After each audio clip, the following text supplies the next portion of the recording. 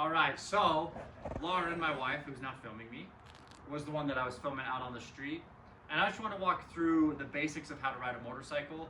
This DRZ 125 is perfect if you are between 5 feet and 5'5" probably, and you're learning to ride. So for a woman, a younger guy who's looking to just get into the sport, this is one of the perfect bikes to learn on.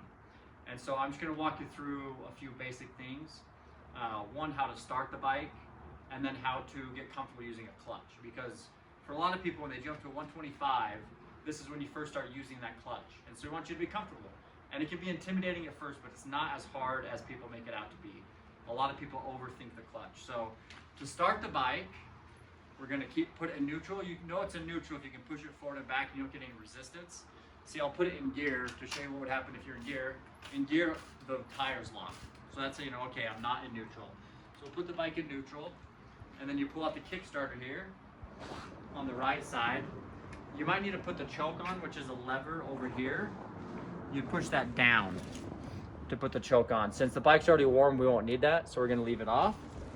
And then it's just nice and easy. In neutral, you do not have to have the clutch in. And just one smooth kick brings the bike to life. And so now for the clutch. For the clutch, you pull the clutch in, shift it down into first gear. And then for learning how to use the clutch, I like starting with this basic step. Just letting the clutch out slowly, with a teeny bit of gas, and as soon as it starts to go, pull it back in.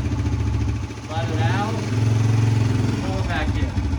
This seems really basic, but this comes in handy because whenever you're riding, you can start to get uncomfortable. First thing is to pull that clutch in. And that'll keep the bike running and not lock up the tires when you're in gear. So that's the